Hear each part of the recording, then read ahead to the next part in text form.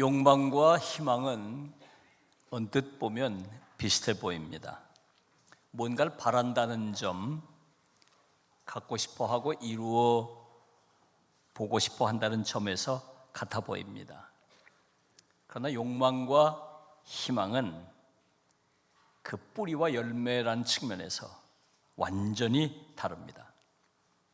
우선 필요라는 측면에서 다릅니다. 희망은 내게 필요한 것을 바랍니다. 그러나 욕망은 필요 그 이상을 탐합니다. 목마른 사람이 물 한 잔을 바라면 희망이지만 이미 목을 축였는데도 남의 물통까지 빼앗으려 한다면 그것은 욕망입니다. 이웃과의 관계에서도 다릅니다. 희망은 남에게 피해를 주지 않고 함께 유익을 구합니다. 그러나 욕망은 남에게 피해를 주면서 나의 만족을 구합니다. 사랑하는 사람과 가정을 이루고 싶은 것은 희망입니다. 그런데 이미 가정이 있음에도 남의 아내나 남편을 탐한다면 그건 욕망입니다. 더더욱 하나님과의 관계에서 다릅니다. 땀 흘려 일하고 그 열매로 하나님께 영광을 돌리며 이웃을 섬기려 하는 것, 그건 희망입니다. 그러나 수단과 방법을 가리지 않고 신앙 양심을 팔아서라도 남보다 높아지려 한다면 그것은 욕망입니다. 사실 희망은 우리 삶에 에너지를 줍니다. 희망이 있어야 살맛이 나고, 희망이 있어야 오늘 어려움을 견디고 극복하고 이겨낼 수 있습니다. 그러나 욕망은 다릅니다. 욕망 때문에 사는 게 힘이 듭니다. 욕망 때문에 우리의 삶이 고통스럽습니다. 야고보서 1장 15절은 이렇게 말씀합니다. 욕심이 잉태한 즉 죄를 낳고 죄가 장성한 즉 사망을 낳느니라.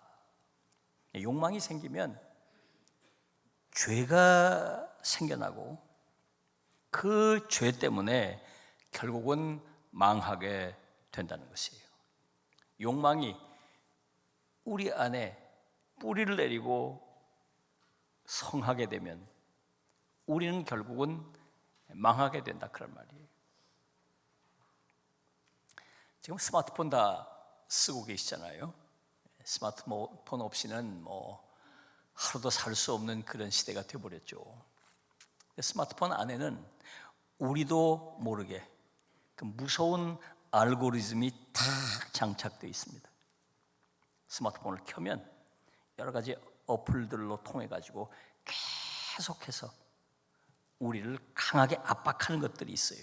이걸 봐라, 저걸 사라, 남들 다 이렇게 살아간다, 급하다, 시간 없다, 빨리 해라. 쫓기게 돼요. 그러면서 욕망을 자꾸 부추깁니다. 우리가 욕망에 자꾸 등 떠밀리는 그런 시대를 살아가고 있는 거죠. 그래서 우리는 이 스마트폰을 사용할 때 잘 분별해야 돼요. 그런데 더 중요한 것이 있습니다. 욕망이 자라나는 토양 자체를 바꾸는 것입니다. 여러분, 바퀴벌레가 얼마나 골칫거립니까? 바퀴벌레가 한번 생기면 이 좀처럼 퇴치하기가 어려워요. 나타나면 보이는 대로 잡는다고 해서 바퀴벌레가 퇴치되는 게 아닙니다. 바퀴벌레를 퇴치하는 간단한 방법이 있어요. 바퀴벌레가 살 수 없는 청결한 환경을 만들면 됩니다. 깨끗하게 만들면 됩니다. 바퀴벌레가 와서 먹고 살 게 없으니까 다른 집으로 다 가는 거예요. 다 가는 거예요. 여러분, 영적 원리도 마찬가지입니다. 우리 마음속에 욕망이 머무르고 뿌리를 내릴 수 없는 환경을 만들어주면 욕망은 더 이상 우리 안에 자리 잡지 못합니다. 우리의 마음을 깨끗하게 비우고 우리의 마음을 청결하게 하면 욕망은 우리 안에 생겼다가도 오래 버티지 못하고 소멸되도록 돼 있어요. 자, 그러면 그런 욕망이 생길 수 없는 영적 환경은 무엇일까요? 오늘 본문이 그 정답을 알려줘요. 욕망이 생길 수 없도록 우리의 심령 속에 참된 만족을 장착하라는 거예요. 자, 본문 1절에서 이렇게 다윗이 고백합니다. 여호와는 나의 목자시니 내게 부족함이 없으리로다. 부족함이 없다는 말은 더 이상 욕망이 틈탈 자리가 없다는 선언입니다. 다윗이라고 왜 필요한 게 없었겠습니까? 필요한 게 있었지만 목자와의 관계 안에서 그 답을 찾은 거예요. 여호와가 나의 목자가 되신다, 그 사실 하나만으로도 부족한 문제를 해결할 수 있는 길을 찾게 된 것이지요. 그래서 부족함이 없다고 고백하면서 욕망을 다 뿌리칠 수 있었던 것입니다. 이 시간 다윗이 깨달은 이 놀라운 영적 비밀을 살펴보려고 합니다. 특별히 오늘 본문에서 다윗이 고백하는 세 가지 고백이 있는데 그 세 가지 고백을 살펴보면서 그 안에 담겨 있는 영적인 비밀을 우리가 찾아보도록 하겠습니다. 자, 첫 번째 고백입니다. 나는 양입니다. 다윗은 소년 시절에 양을 치던 목자였습니다. 늘 양과 함께 했습니다. 양들을 먹이고 지키고 보살폈습니다. 그래서 그 누구보다도 양에 대해서 잘 알고 있었습니다. 자, 그런데 다윗이 이 시를 쓸 때 다윗은 이스라엘의 왕이었습니다. 특히 산전수전을 다 겪었어요. 수많은 적들을 다 제압해 나왔습니다. 그리고 결국은 최고의 권력을 잡아서 장악했어요. 세상적인 눈으로 볼 때 다윗은 결코 양이 아니에요. 사자 같은 무시무시한 맹수예요.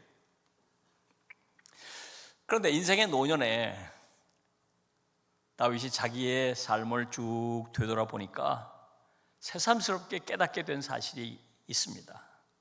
바로 이것이죠. 나는 목자가 아니구나. 나는 하나님이 기르시는 양 한 마리에 불과하구나. 이런 고백을 하게 돼요.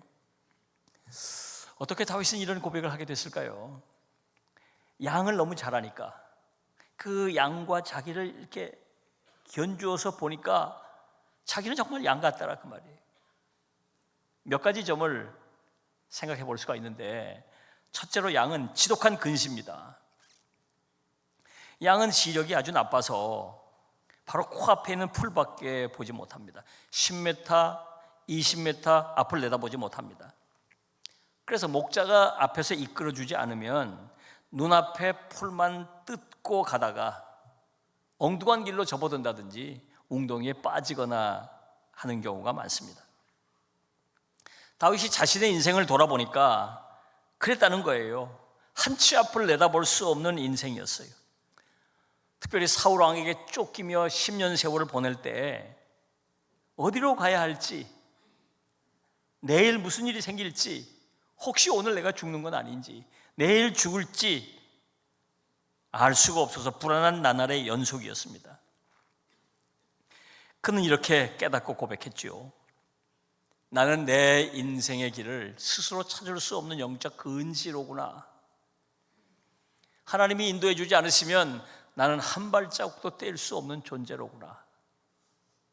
이걸 깨닫고 나는 양입니다 라고 고백하게 된 것이죠. 또 하나, 두 번째, 양은 철저하게 무방비 상태입니다. 자연계 동물들은 저마다 생존 무기가 있습니다. 사자는 이빨이 있고, 독수리는 발톱이 있고, 사슴은 남다르게 빨리 뛸 수 있는 다리가 있고, 하다못해 스컹크는 고약한 냄새라도 풍겨서 자기를 보호합니다. 그런데 양은 아무것도 없습니다. 날카로운 이빨도 없고 발톱도 없고 다리가 짧아서 제대로 뛰지도 못하고 보색도 없어서 눈에 잘 띕니다.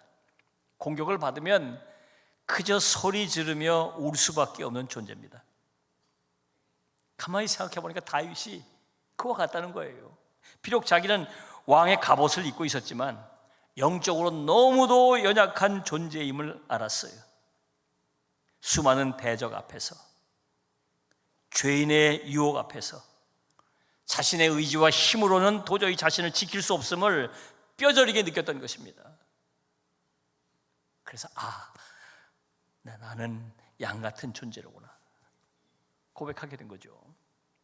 또 하나, 양에게는 치명적인 약점이 있습니다. 영국의 목축 작가 필립 켈러라는 분이 양과 목자란 책을 썼는데 이 책에서 재미있는 표현이 나와요. 뒤집힌 양, cast sheep이라는 얘기가 나와요. 양은 몸이 비대하고 다리가 짧아서 웅덩이나 또 작은 돌뿌리나 쉽게 걸려서 넘어지기 십상이에요. 근데 잘못 넘어지면 완전히 뒤집혀 버립니다. 발 4개가 허공에 뜨게 되고 허둥허둥대고 일어설려도 혼자 스스로 일어설 수가 없어요. 버둥버둥 되다 보면 배에 가스가 차게 되고 그게 또 혈액순환을 막으면서 몇 시간 못 가서 그러다가 죽고 맙니다. 이때 맹수라도 나타나면 꼼짝없이 당하죠. 이 뒤집힌 양이 살 수 있는 유일한 길은 오직 하나죠. 목자가 와서 그를 발견하고 일으켜 세워주는 것 뿐입니다. 다윗은 이것을 너무도 잘 알았어요. 자신이 왕의 자리에 앉아서 천하를 호령했지만 밧세바의 유혹 앞에서 꽈당 넘어지고 뒤집혀서 발버둥 칠 수밖에 없었어요. 아들의 반역 앞에서 꽈당 넘어지고 뒤집어져서 발버둥을 칠 수밖에 없었어요. 그리고 깨달았습니다. 나는 내 힘으로 일어설 수 없는 존재로구나. 하나님이 일으켜주지 않으시면 나는 끝장이로구나. 이걸 깨닫고 다윗은 고백하는 겁니다. 나는 한 마리 양과 같은 존재입니다. 나는 양입니다. 여러분, 오늘 우리의 문제가 무엇입니까?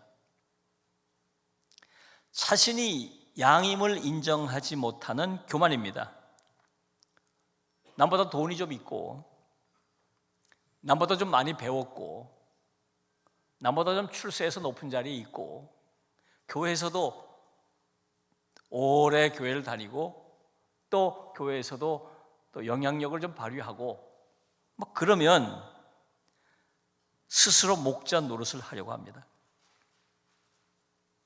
그러나 인생의 풍랑이 닥치면 우리가 얼마나 무력합니까? 우리가 코로나를 겪지 않았습니까? 코로나가 일어나니까 최강대국이라고 폼 잡던 미국도 쩔쩔매는 거예요. 돈 많은 부자도, 권력을 잡은 권력자들도, 많이 배웠다고 하는 지식인들도 코로나 앞에서 모두가 벌벌 떨기는 마찬가지였어요. 쩔쩔매는 겁니다. 그렇습니다. 우리가 양임을 겸손히 인정할 때 비로소 은혜가 시작됩니다. 하나님, 저는 양입니다. 그것도 저는 뒤집힌 양입니다. 주님의 도우심 없이는 일어설 수 없습니다. 이 고백이 우리를 살립니다.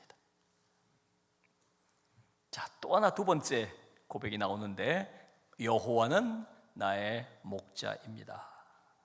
다윗은 자신이 양이라는 사실을 깨닫고 고백한 뒤에 하나님을 다시 보게 되었습니다. 하나님께서 양이신 자신의 목자시라는 사실을 새롭게 깨닫고 고백하게 된 거죠. 가만히 생각을 해보니까 하나님께서는 마치 목자가 양을 위해서 일하듯이 자기를 위해서 여러 가지 일을 하고 계신 거예요.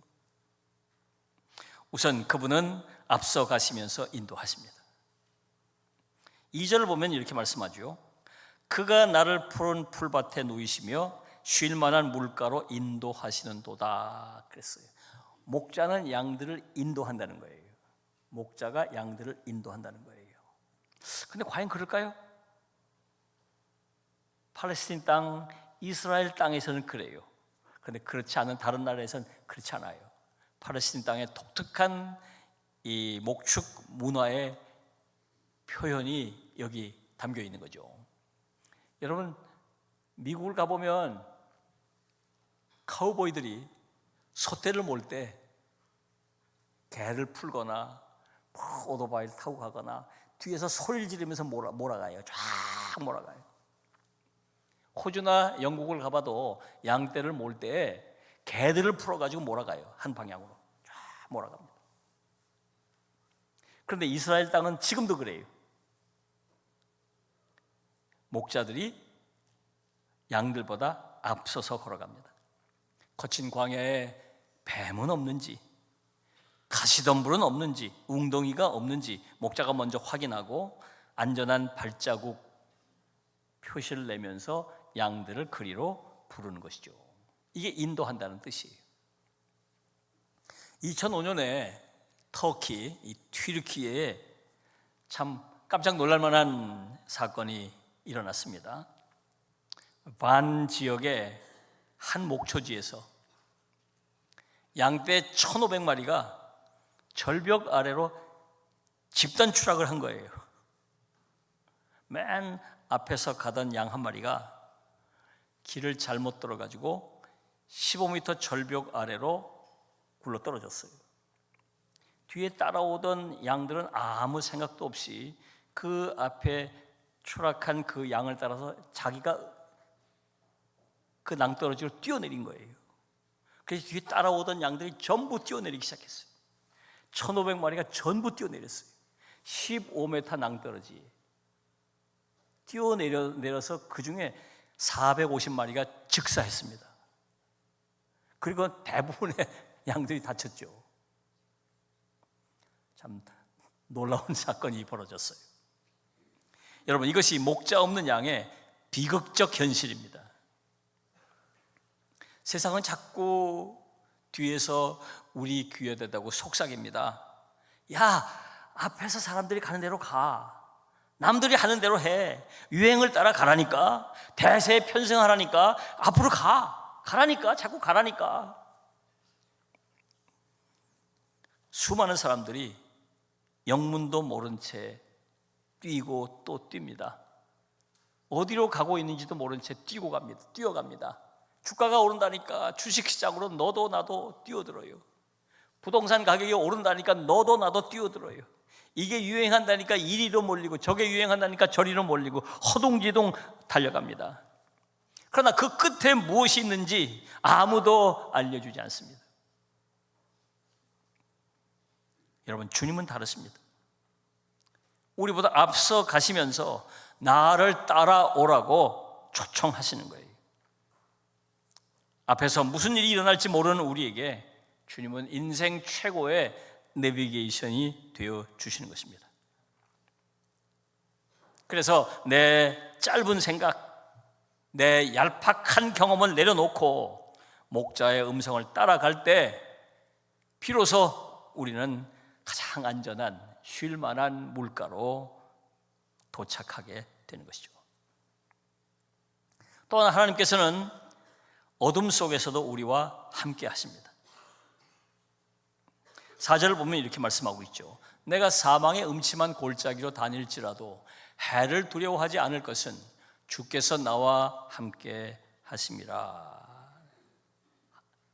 다윗이 이렇게 고백한 거예요.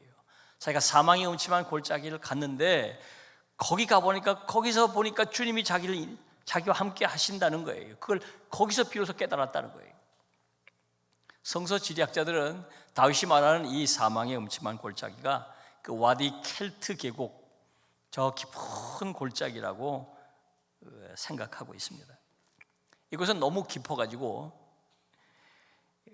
햇볕이 잘 들지 않고 저 깊은 곳에는 햇볕도 잘 안 들고 맹수들이 숨어 있다가 양들을 채가기 딱 좋은 곳이라는 것입니다. 다윗은 실제로 살면서 이 골짜기를 여러 차례 지났어요. 사울의 칼끝을 피해서 도망 다니던 시절, 이 와디 켈트 지역으로 숨어서 이곳에 은닉해 있었던 때가 많았습니다.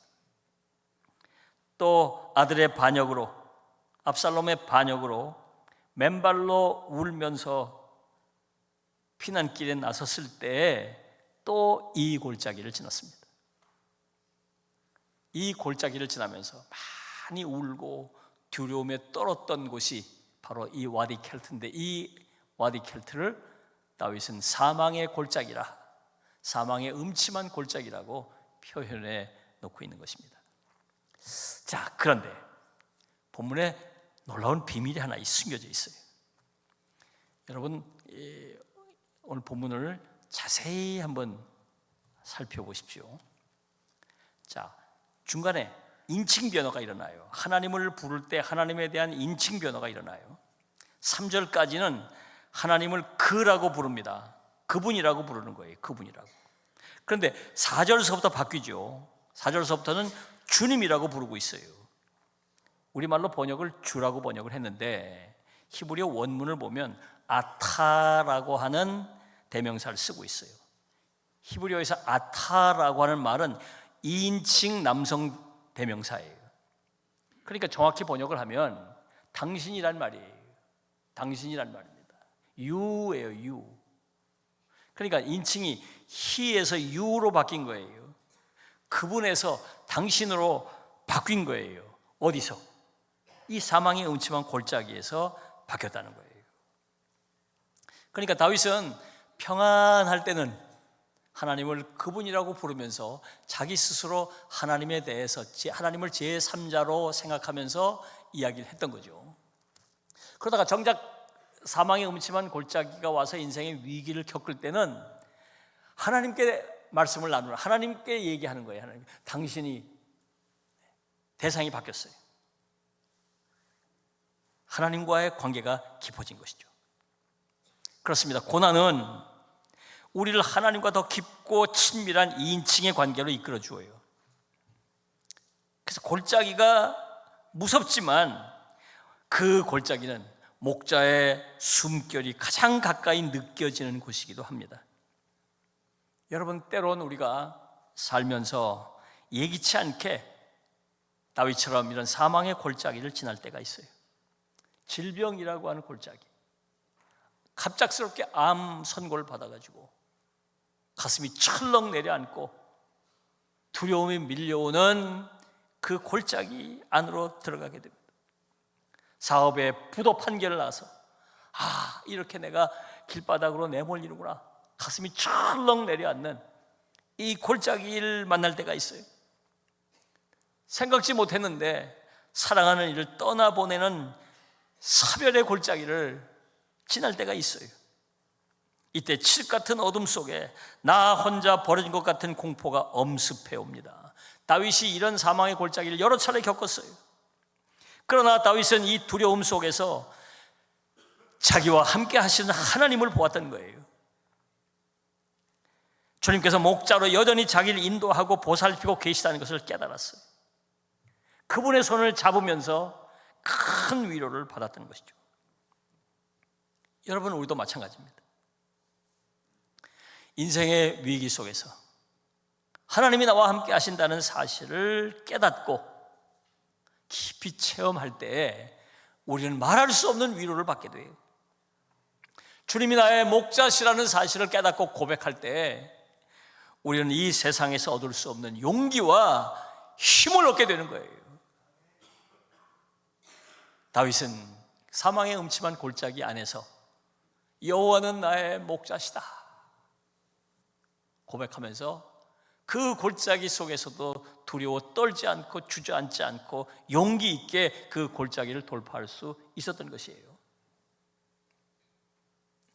자, 이제 마지막 세 번째 다윗의 고백입니다.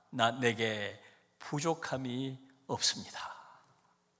다윗은 1절에서 내게 부족함이 없으리로다 라고 고백했습니다. 다윗이 정말 부족함이 없었을까요? 아니죠. 이때 나이가 많아서 육체는 늙고 쇠약해졌어요.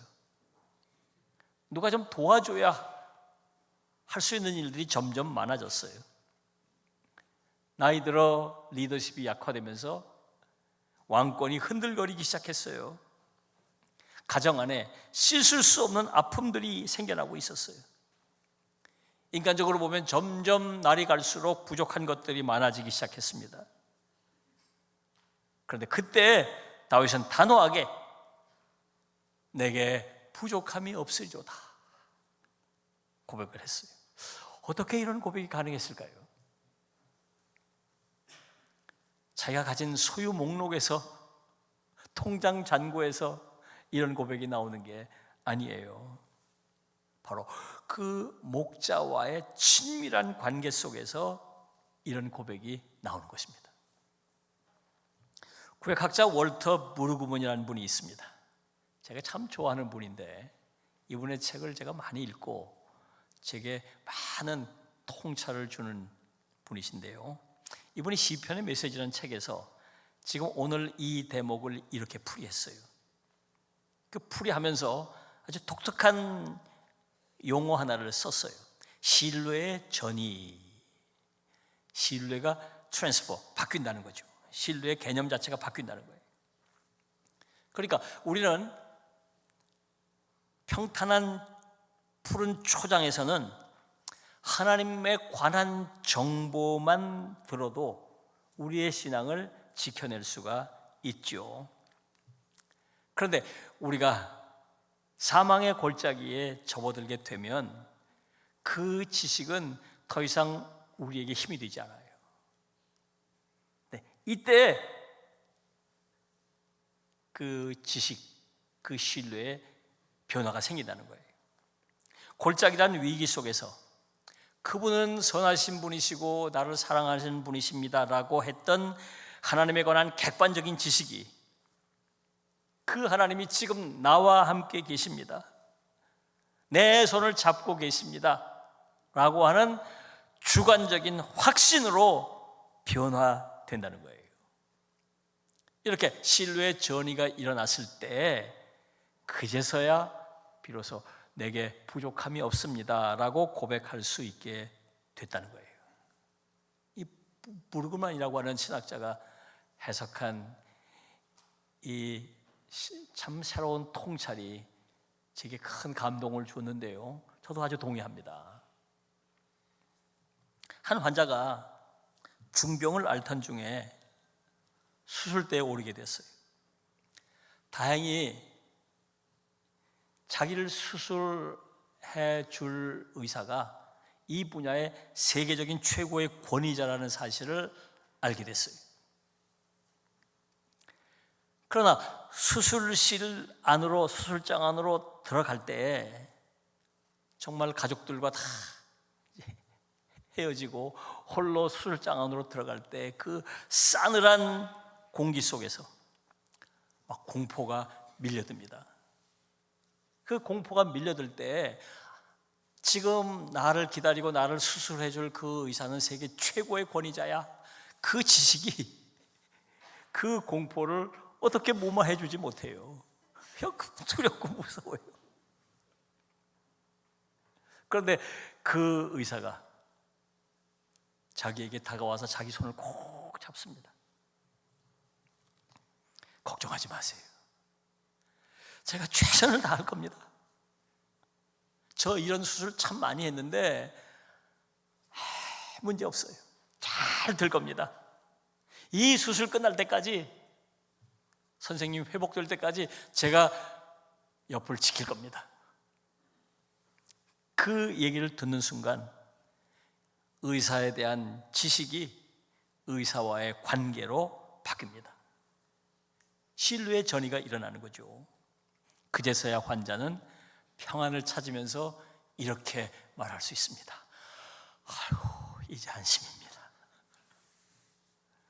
이제 됐습니다.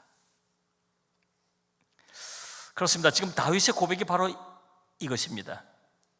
뒤집힌 양처럼 스스로 일어날 수 없는 절망의 순간에 주님께서 목자처럼 자기 곁에 계신 것을 느꼈습니다. 자기 손을 꼭 붙잡고 계신 것을 느꼈어요. 그리고 말씀하시죠. 내가 너와 함께 한다. 걱정하지 마라. 그때 다윗은 고백하게 되는 거죠. 내게 부족함이 없습니다. 여러분, 부족함은 우리를 힘들게 하고 두렵게 만듭니다.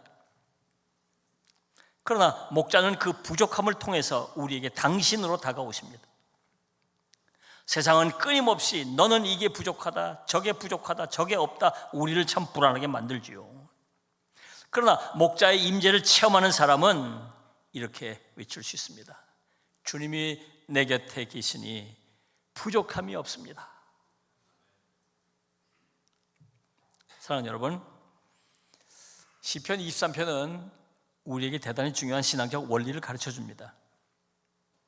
참된 만족은 부족함이 없는 상태가 아니라 목자가 내 곁에 계시는 상태라는 것이에요. 우리는 모두 한치 앞을 모르는 영적 근시입니다. 때론 스스로 일어날 수 없는 뒤집힌 양처럼 버둥거립니다.